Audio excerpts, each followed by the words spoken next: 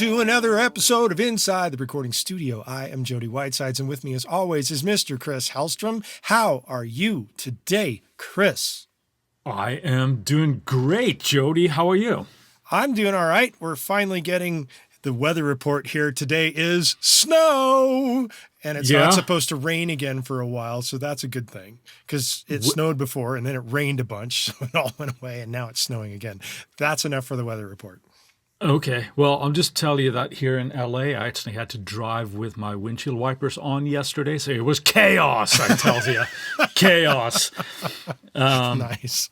Yeah, but so the weather is switching here as well. Yeah, Yeehaw. So enough of the weather report, but I'm sitting here wearing a sweater today because it is a balmy 58 in Los Angeles today. Look at me, I'm in a T-shirt. I know, but I am a wuss because I've lived in LA for the past 100 years. Anyway. Yes, we're mismanaging what we're talking about today, and that is a listener request from listener Roger, either Lavalley or Lavalle. Which one is right? Let us know, Roger.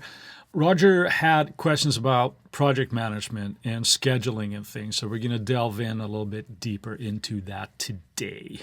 How do you want to kick it off, sir? Well, I think we should just starting about just the overarching topic of managing your time. Yes. This can be difficult to do because of various reasons, and none of us are immune to it. I think there is a huge temptation to overschedule yourself. That can have a lot of negative impacts. That it can. It leads to being overworked, can often be stressful. That's putting it lightly, yes. Yes. The idea when you get to that point is that quality ends up becoming compromised because you're not taking a moment in between projects, or you're not taking a moment to just unload everything that you're doing when you're working yourself that hard. Yeah, I've been there. I know you have as well. I think it comes from sort of like a fear of turning people down, fear of missing out on something. If I just turn this down, I'm going to never work with that person again, right? The key that you're saying there, I think, is the quality control. Yes. It is very easy that it suffers because you're burned out and you just don't have the time to do everything as well as you ideally want to be. Especially if you're on a deadline. Yeah. And one of the things in that overscheduling type thing, as you're mentioning, that Roger was lamenting about is that a project doesn't get done in the scheduled amount of time. And then he's booked 3 months out, I think he said. And thus, how does he get somebody back in to finish off a project that didn't get finished? Right. And that's part of overscheduling and being overworked and stressing out, and the quality's going down, and you're not getting things done in time. And that's a problem. That is a problem because we all know that it's like a feast or a famine business in a lot of cases, right? So very much sometimes you have these projects where you will be overworked, but when you're knee deep in a project, it can be tempting to, I'll take on this as well, and I'll just do this, and it's not working. Right. Overscheduling yourself might sound like a good problem to have, but it's still a problem. It is a problem. Right? Because you can't deliver and it's unsustainable. Yep. So, now, on the flip side of that, there's underscheduling. Right. And when you do that, you're likely to experience what? A whole lot of downtime. Yeah. Which you have to take some downtime, right? I mean, it's finding that balance that works for you. But on a positively more of a downer term, like that would be like, well, it's not viable economically if this is your only gig, right? If you're working a day job, then it might be less of an issue for you because you got something else to carry it. But if this is your main gig and you're not booking yourself as often as you should, well, the lights ain't staying on, There is that. I'm going to give a recent example of a recording experience that I had with another studio. And that studio is in the middle of nowhere, and it is a underutilized studio, in my opinion, based on what I conversed with the engineer that was there and with the scheduling that they did have. Now, he was rather green. So when I came in, I don't know if the schedulers for the place had given him enough of an update of what I was planning on accomplishing at a level that he could work with, I guess is a good way of saying it, because he was very, very green, if I didn't just say that. I had to show him things in order to Okay. try and work faster. And unfortunately, he was still very slow. I get it. There's not a lot of work coming into that studio because it's a very, very esoteric studio environment. And most of the people they get in there are the kind of people that all they have to do is set up the microphones. They just hit play. There's no setup in terms of anything other than that. They don't have to worry about timing. They don't have to worry about other takes and overdubs and that sort of thing. I was the first person to come into that studio and do that. And so the allotted time was 4 hours, which had it been with an engineer that knew what the hell he was doing, we probably would have been done in 2. Okay. But since he didn't know what he was doing, we ran way over. And he gave me, instead of 4 hours, gave me 6. And he stayed way late. He was learning and he was happy about that. These kind of things can happen. The nice thing is they weren't overbooked. So we could run over in 2 hours. You got to get out of here, man, because we got, Under scheduling yourself when you're learning is not necessarily a bad idea because things will take longer than you anticipate until you know your shit. Sure. It's not economically viable, but it's the experience that you're going to have to get. Then you're at a different point where the scheduling thing is probably not a huge issue for you. It's not as big an issue, right? Right. When it comes to this, then who and when and what kind of projects should we take on? Do you have any kind of checklist type of thing that you go through and mentally when you're approached to do stuff? Yes. The first thing that I will do in talking to an artist that is looking to be produced or mixed or whatever from me is have a conversation with them. And I know we've mentioned this on the podcast before. If I'm going to be mixing, I have to hear the tracks. If I'm going to be producing and recording and overseeing everything, I have to hear the music in some way, shape, or form, whether it's them doing it live in a rehearsal space, at a venue, a demo that they have, whatever it is. If I do not feel the music and have a fuck yeah moment about it, I will turn them down. I have to feel fuck yeah about working with that person from a personal standpoint and from a musical standpoint. Yeah. I don't know about you, but that's me. Yeah, I am like that as well. When I hear the music, if I don't feel like I don't have to be blown away by it, if I am, awesome.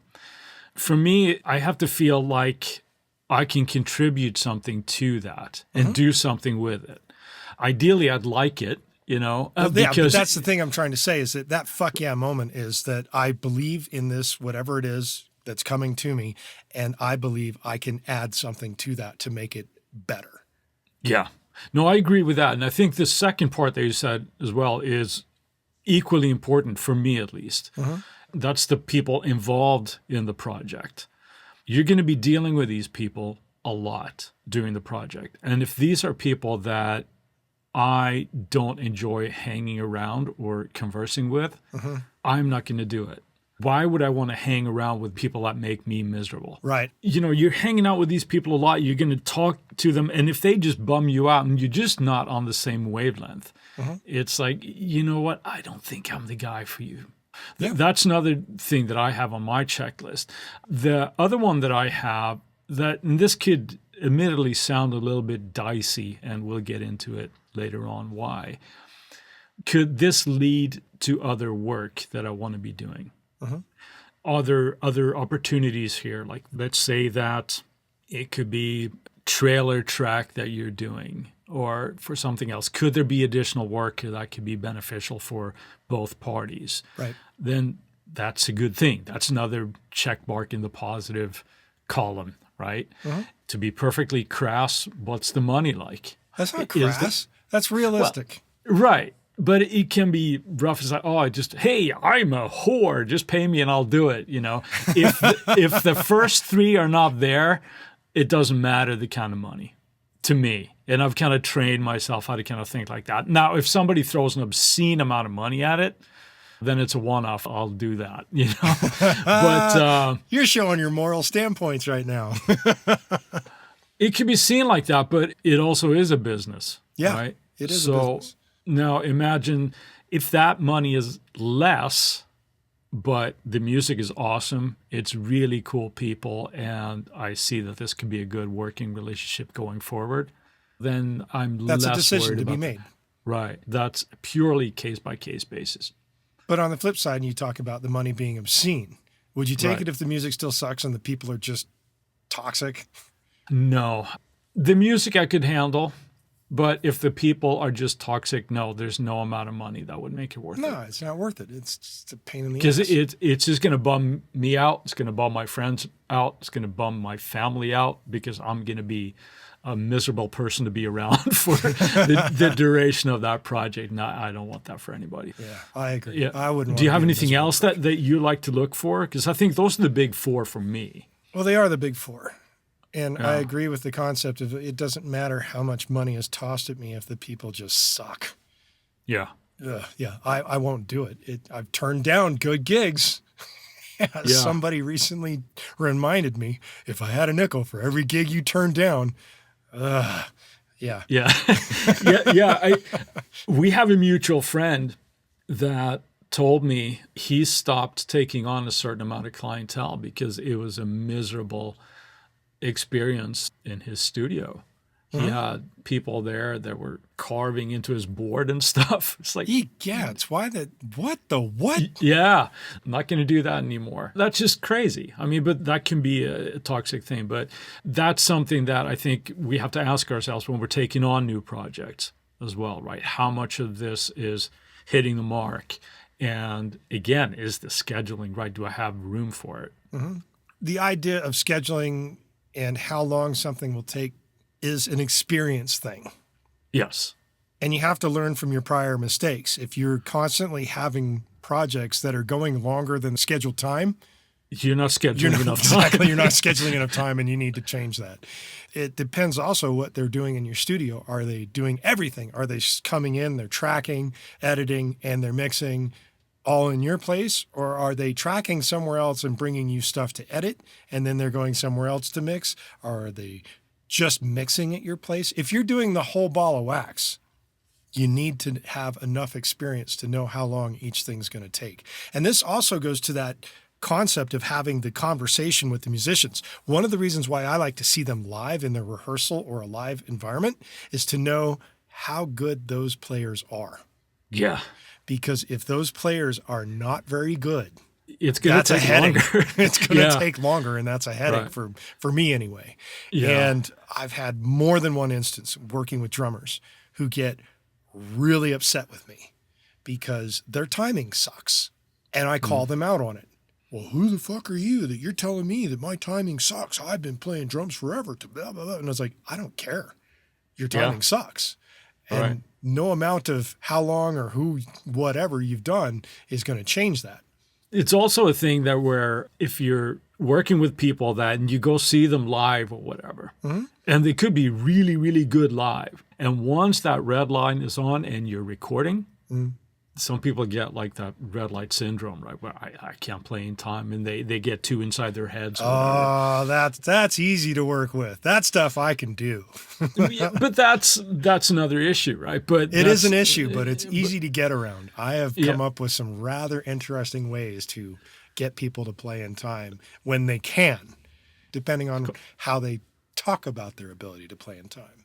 Yeah, there you go. It's called session players. No. Well, no. No, I'm being facetious here. Obviously, you have to draw from your experience there, and there's no other way of getting that experience than just going through it. Well, that's not necessarily true. You can second with somebody at another studio to get experience where you're not on the line, so to speak. Like a mentor but type I was thinking, well, there is that, but I was thinking more from a standpoint of how long it takes you to do a certain task. Yeah, here's a good way to do that. There's plenty of apps out there. One of them called Time, Tyme. That's an easy way for you to click start on a project task. Mm-hmm. And when you're done with that task, click stop. And it just tracks your time for how long it took you to do that. You do that through a couple of different projects, you'll understand, as long as you also take notes of what you did during that project, you'll understand what that time takes. And I've gone through lists and people that have recorded with me is like, why are you setting up this and doing that? I need to know how long it takes. if I've never worked with you for whatever reason. For my general knowledge, I know how long something takes me to do. Yeah. So I can then price it accordingly. And that's going to lead us into our next section right after a word from our sponsors. And we're back. We're going to move on to client expectations. What's the first thing that comes to mind under that? You have to stress to the client that things generally take a little bit longer than you think they're going to do.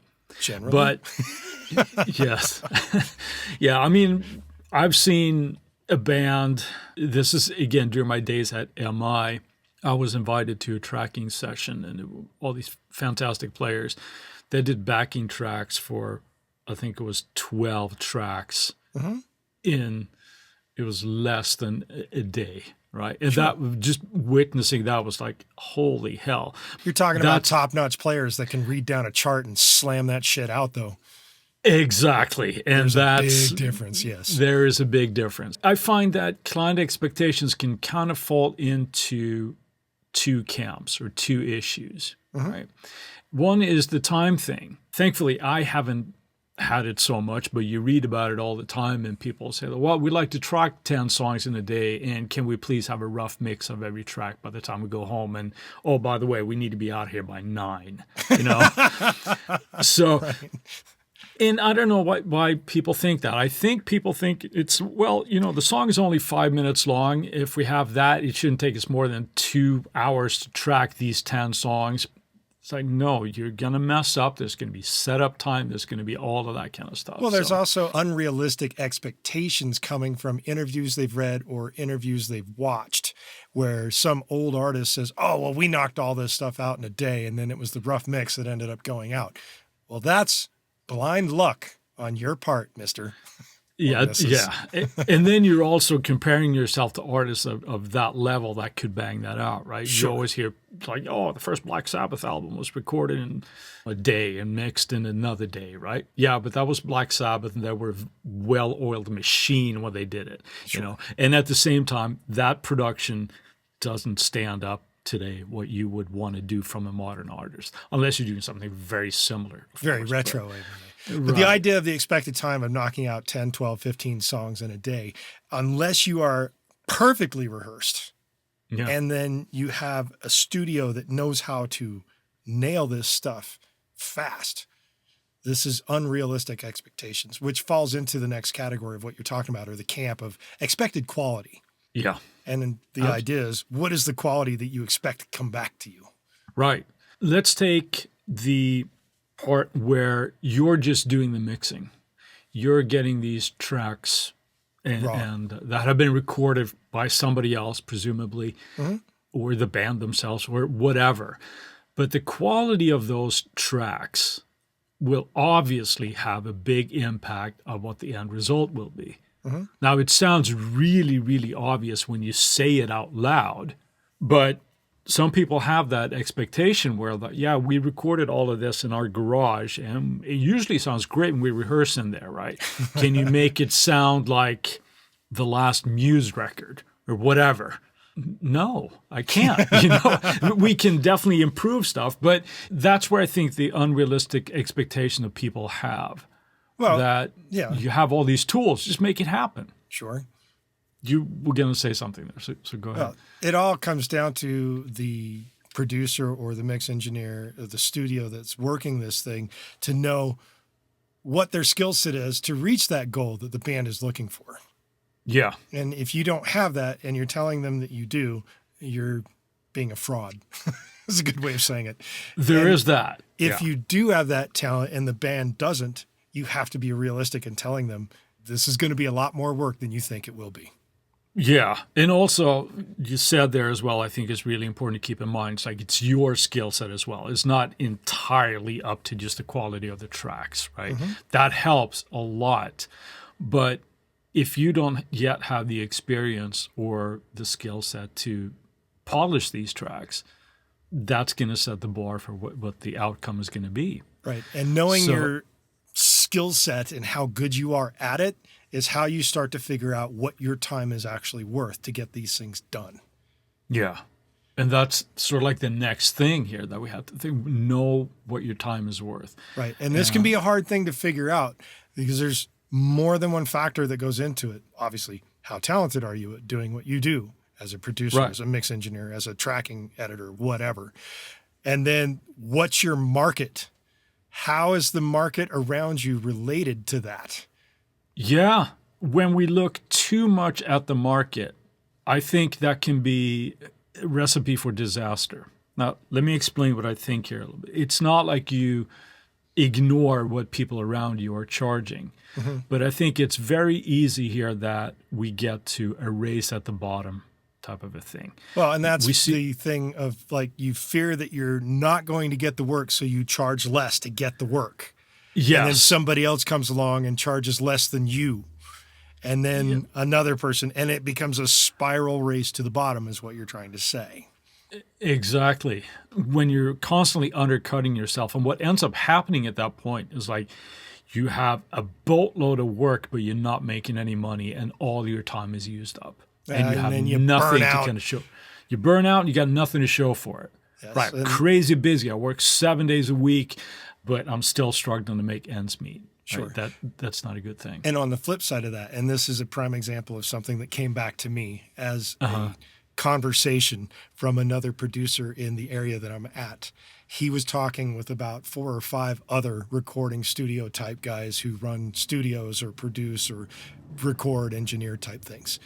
They were all talking about how much they charge per song. One guy rattled off, I charge $400. Another guy goes, well, I charge about $450. And then a third guy apparently charges $275. And another guy charges like $750 or something. And this guy spoke up and said, well, you guys all know who Jody is. And he's like, yeah, we do.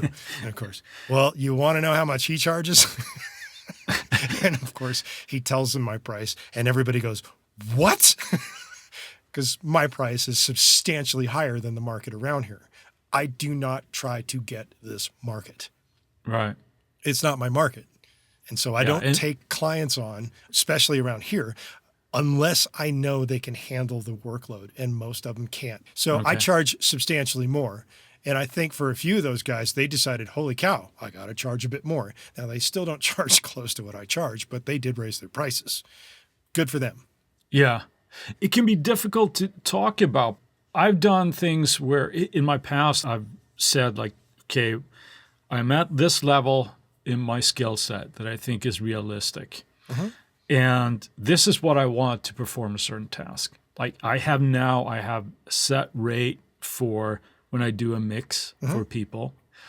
And sometimes they say, whoa, okay, that's more than I want to spend. And then that's fine. I'm not their guy. Right.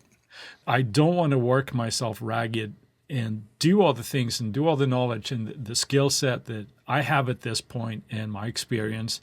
I'm not undercutting myself because it just leads to me not being happy and essentially working more than that's healthy. Too much stress. There you go. Yeah, there you go. Exactly.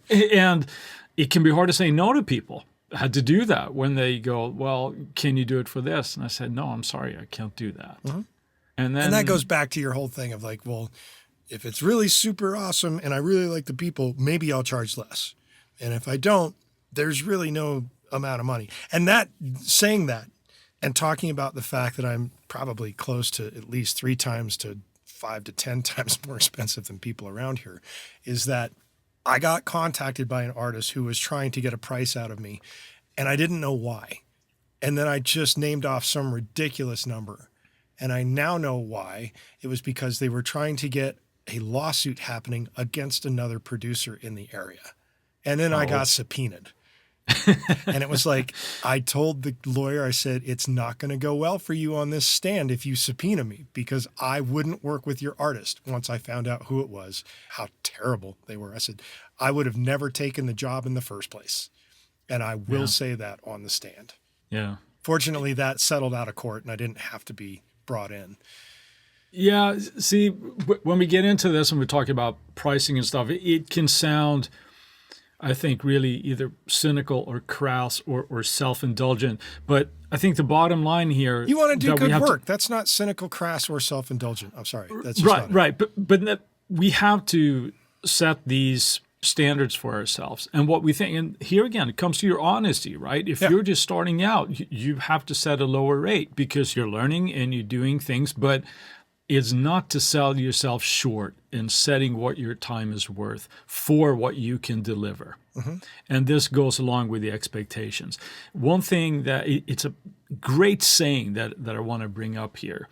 I've seen this from like a tattoo studio where it says, permanent on the body. Good work is not cheap and cheap work is not good. There is that. And the other one is, if you think a professional is expensive, just wait and see what an amateur will cost you. There are those two. And they're basically the same type of thing here, right? I'm not suggesting that anybody sets himself up for like Chris Lord Alge or Bob Clearmountain rates, because chances are you're probably not one of those guys. No. But being that and doing a mix of $5, there's probably a range in between there that you feel that you're comfortable with, that is realistic for your skill set, knowing what your time is worth and what you can deliver, I think is key when it comes to all of these questions. And just to kind of throw a little bow on the whole thing of knowing what you're worth, generally speaking, most often, if you are better than the average around you, the idea for most people is to charge about 10 to 15% more than the average of what everybody else is charging. Now, mind you, I'm not going for the market that I'm in, which is why my price is like so ridiculously different from the rest of the market. On that note there, Jody, I think it's also a healthy attitude to say that your own perspective, you're competing with yourself. You're always trying to improve yourself, and that should be reflected in your rates. You can't really worry about what everybody else is charging to the degree that it starts affecting you negatively. Does that make sense? Sure. The last point that we want to bring up here is, again, with payment, but payment versus deliverables. When to charge people and when to give them their product. Because this can get dicey, can't it? I've not experienced dicey, but I've heard dicey stories. This goes back to kind of like vetting your clients and the people that you want to work with. If you're working with less than honest people and you deliver the tracks and they just go, okay, nice knowing you, before you get paid. Yep. And that's a position we don't want to be in. We don't like to be that cynical, but that's just business. You have to kind of protect yourself, right? Yes. So, well, a big one, and one that I like to use, is getting half up front. Yeah. Before you even press record and have them walk in the door. Right. Once the agreement is, yes, we're going to record with you, great. Throw down whatever the value of what it is the session's going to be. Give me half. Yeah. And then is that way you protect half yourself? When you want the tracks on delivery, you get the rest. That's a good policy to have because it shows commitment from both of you, right? Look, I'm sending away this time and you're obviously serious about this, so let's get this ball going.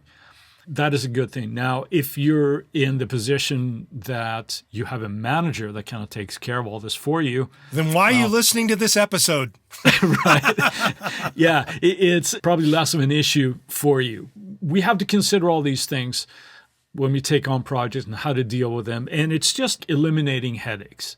Yep. You know what your time is worth. How much time do I have to set aside for this project?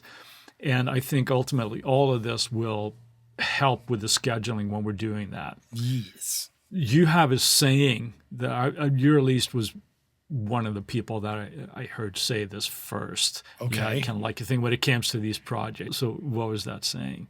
Well, you tell me. I don't know. It was the idea of under promise and over deliver. Oh, yeah. Yeah. As opposed to the other way around. Yeah. Because a lot of people in our industry, unfortunately, have very big mouths. And they can't back them up. Right. And they say, oh, I can do this and I can do this for you and it's going to be great. Then they can't.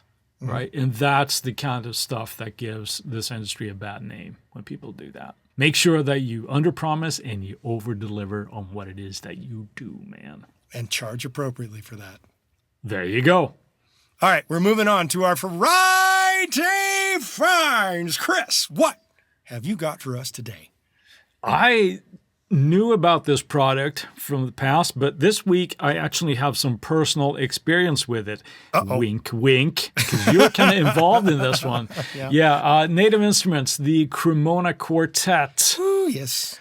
Yes, and you know what I'm talking about. But it is a collection of 4 solo instruments. It is a cello, a viola, and 2 violins. Mm-hmm.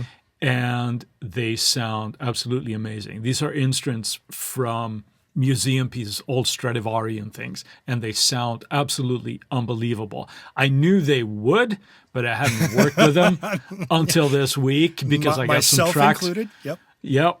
And I got some tracks from let's say a podcast co-host this week with them, and they sound really, really good. So yeah, it's something that I might have to check in a little bit deeper on, maybe getting for myself here. So the Cremona Quartet from Native Instruments. Oh, yes. What about you? What have you found for us? Well, as of this week, Eventide has just dropped a multi-effects pedal bomb. It is called the H90, which to me implies that it is the next gen of the H9. Sounds like it. Yep. And in watching the video release of what this unit is, there are 4 channels of input, 4 channels of output. It has true effects bleed over. It allows for 2 different algorithms going at the same time. And it has 10 new weird algorithms, I guess, to the entire lot that probably also includes everything from their past, all packed into this little compact pedal that appears to generally be for guitar players, but I'm sure that this will be much like the Strymon Big Sky that we talked about last week. Yeah. You start using it for God knows what, because it's an awesome piece of kit. Wow. So it's my a good pick time is the to be H90. alive, man. It is. Yeah. So my pick is the H90 harmonizer from Eventide coming out this week. Very cool. Aw, yeah. While we've got your attention, we ask that you go to InsideTheRecordingStudio.com and sign up for our mailing list. Doing so will get you weekly reminders about the Tuesday tips when they come out, and we'll make sure that you don't miss any future episodes of this lovely podcast. Send us an email at goldstar, GOLDSTAR, at InsideTheRecordingStudio.com with the phrase, keeping time, and you'll get something cool back in your inbox. If you have a topic or suggestion, like today's episode, for Chris and I to explain in a future episode, contact us at the contact page and we'll put it into consideration for a future episode. And with that, I'll say, see you next week. Talk to you later, Jody. Thanks for listening, everybody.